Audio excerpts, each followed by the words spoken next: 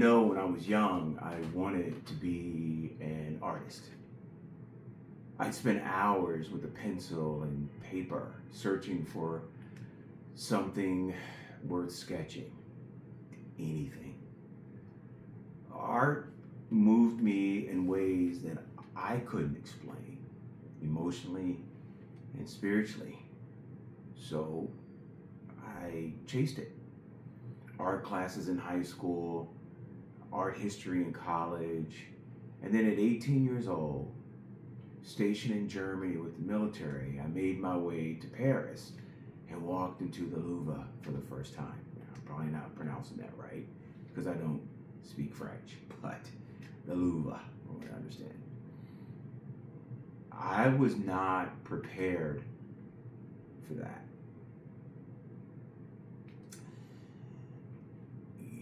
Prepared meaning the sheer breadth of it, the weight of it. I couldn't take it all in and I didn't want to leave. That feeling never left me either. From that day forward, I sought out museums everywhere I traveled. The Dallas Museum of Art, the Met, and the one that stopped me cold and brought me to tears, the National Museum of African American History and Culture in Washington, D.C.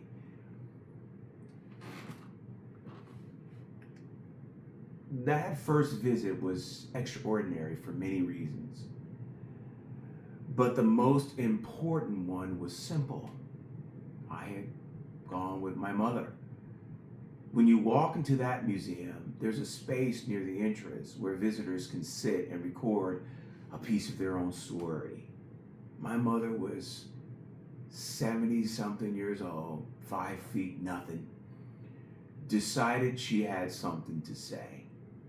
And what she shared changed something in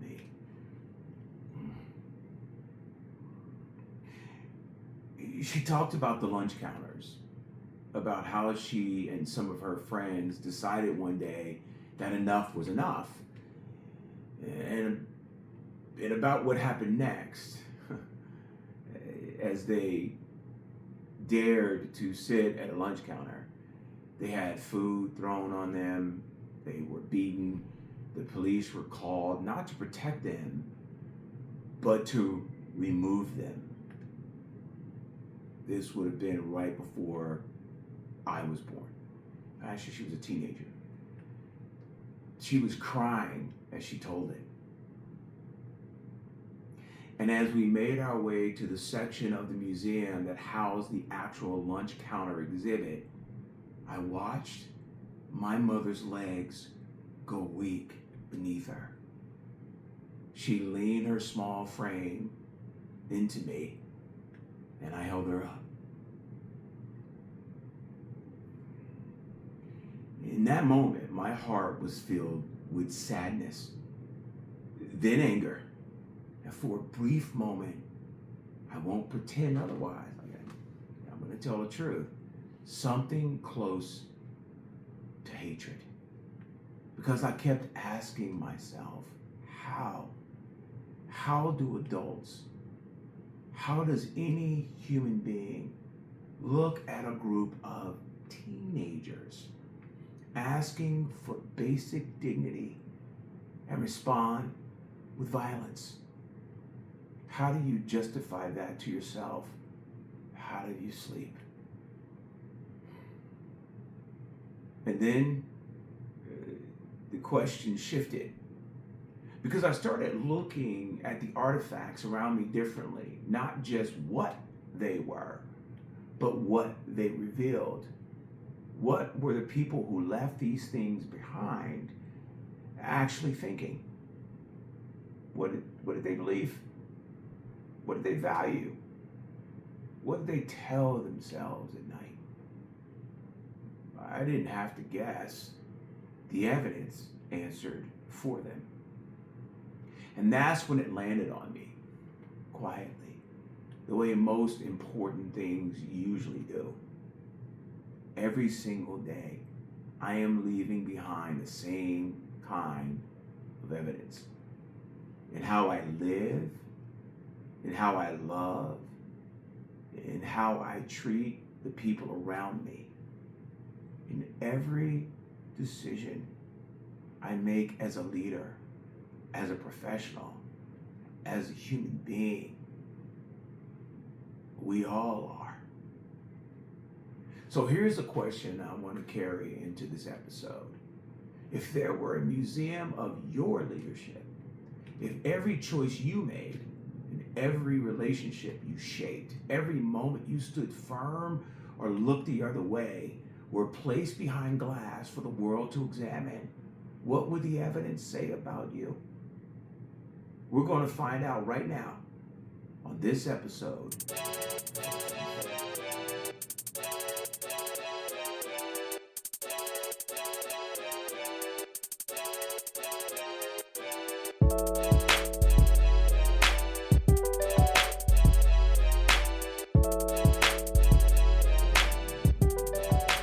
So I asked a question.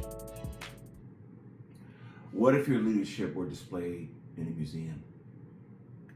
What if every decision you made, every relationship you influenced, every opportunity you created, and every challenge you faced was placed behind glass for future generations to examine? What story would it tell?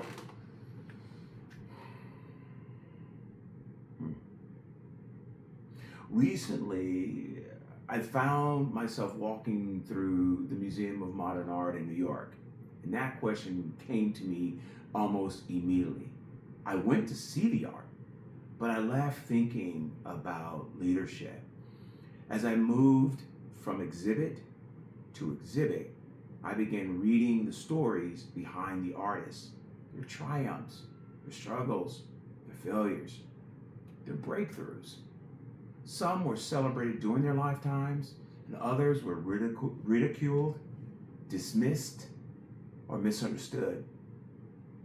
Yet decades later, people from around the world stand before their work, trying to understand not only what they created, but who they were.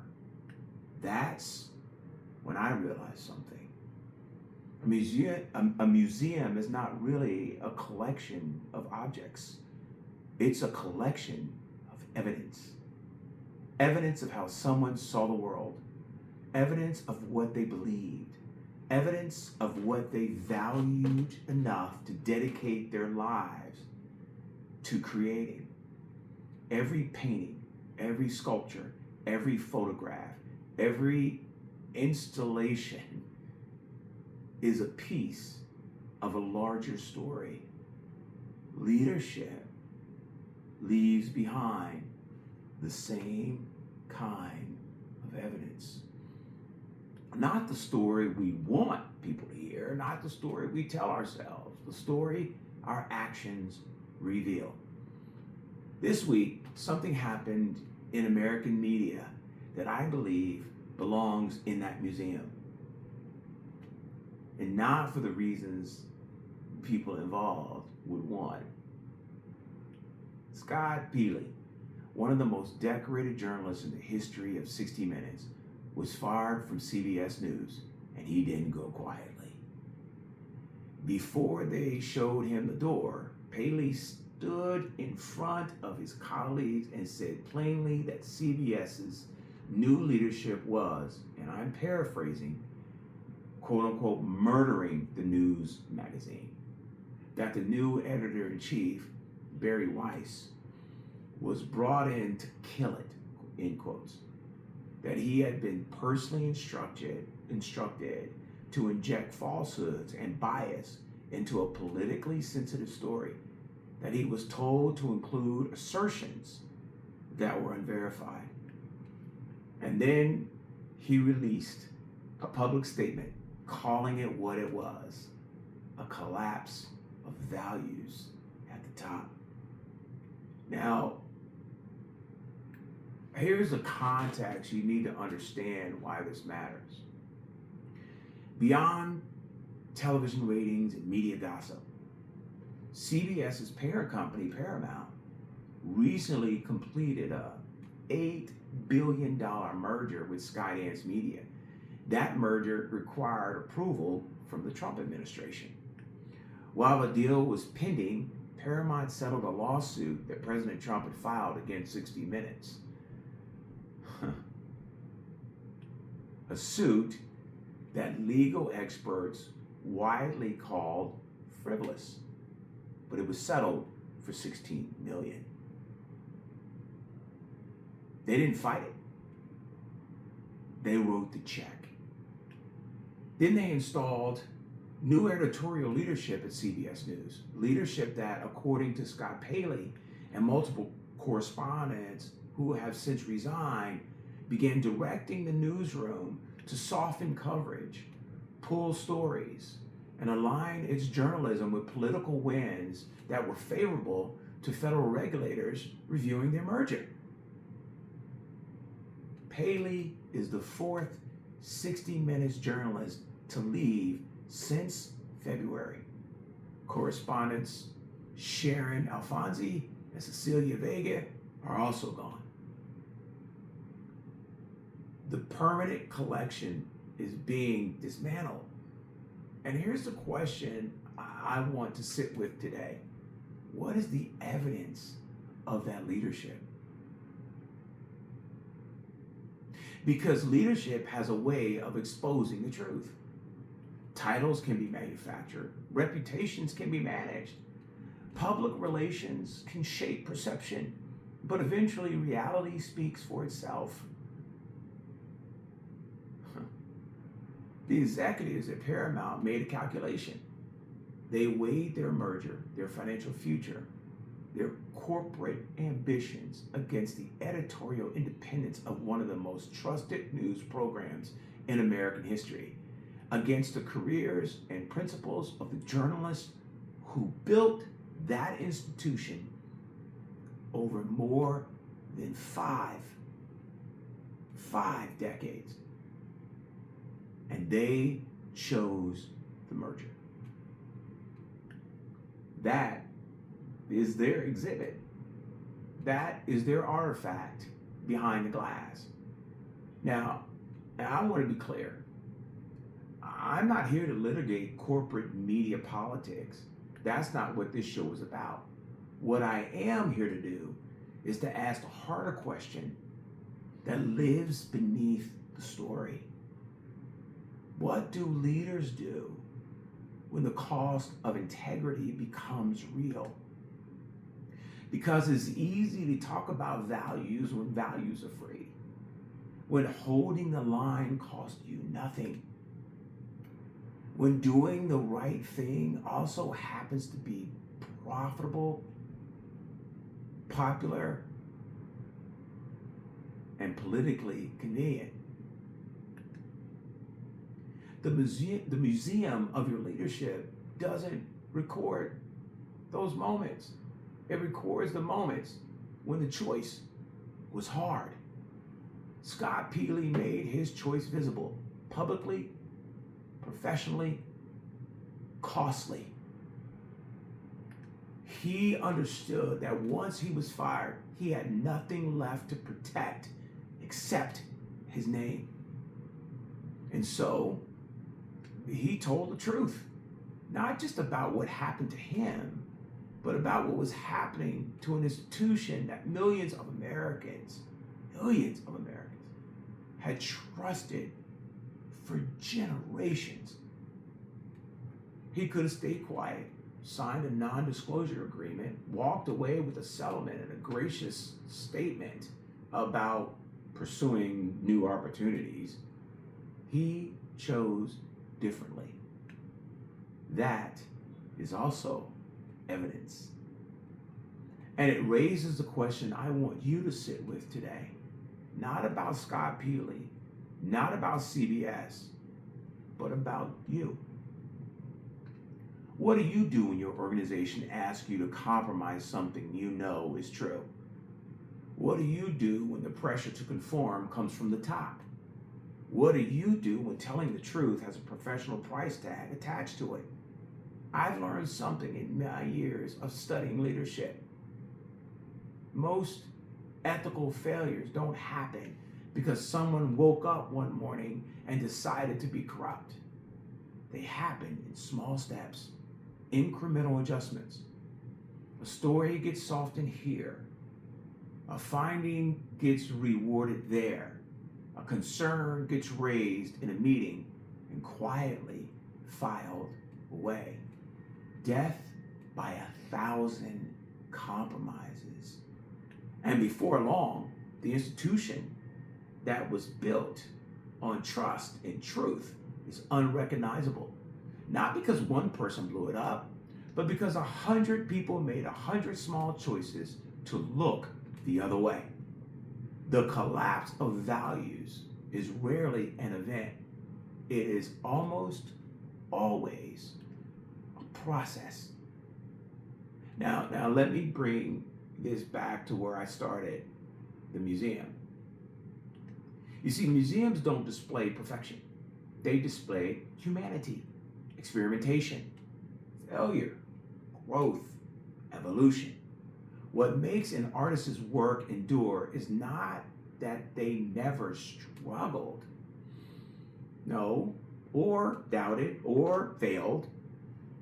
It's that the through line of their life points towards something true, something authentic, something that even when imperfect is unmistakably theirs.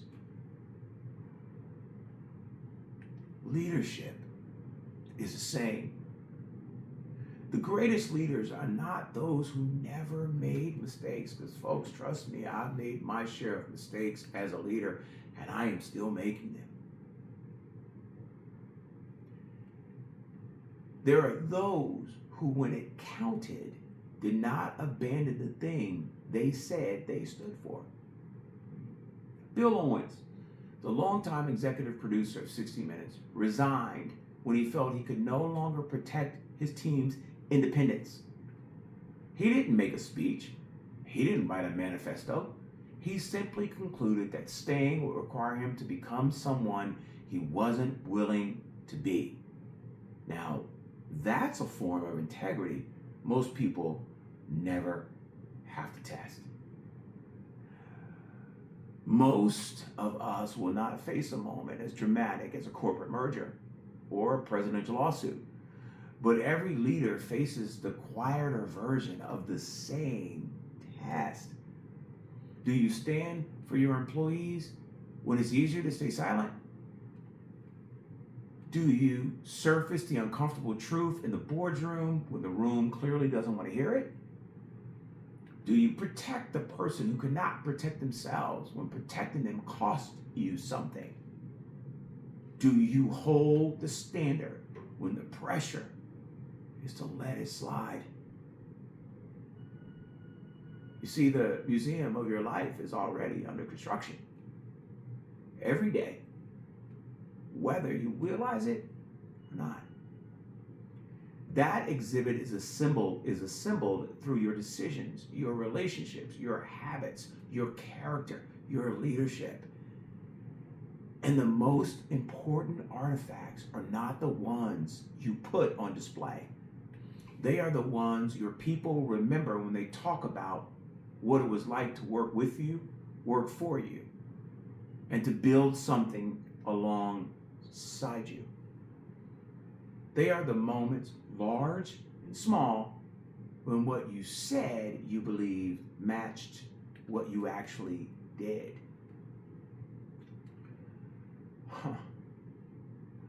When future generations walk through the exhibit of your life, like they're going to walk through mine, what will they see? Man, I've been meditating on that almost daily. And it becomes more and more and more important in the world we live in today.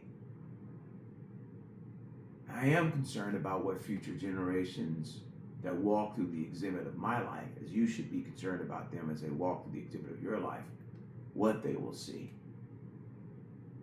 Will they see courage? Will they see service? Will they see resilience? Will they see wisdom? Will they see someone who made other people better? Will they see someone who stood firm when it would have been easier to surrender? Will they see someone who understood that leadership is not about being important, but about making a difference? Or will they see someone who had every credential, every title, every platform, every resource, and used it all to protect themselves when the moment called for something more? Because in the end, leadership is not measured by the positions we hold or the deals we close or the mergers we approved. It is measured by what remains. And every day, we recognize it or not, we are shaping the story that others will one day read. The CBS executives who dismantled 60 Minutes to curry favor with the federal administration will have their exhibit too. And so will Scott Peely. So will you. And so will I. The only question that matters is what you're willing to put into it. Well, folks, that's it for this episode on Folkes Unfettered. My name is Gene Folkes.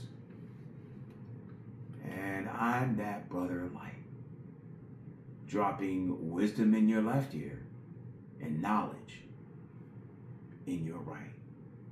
Because wisdom teaches you why, and knowledge teaches you how.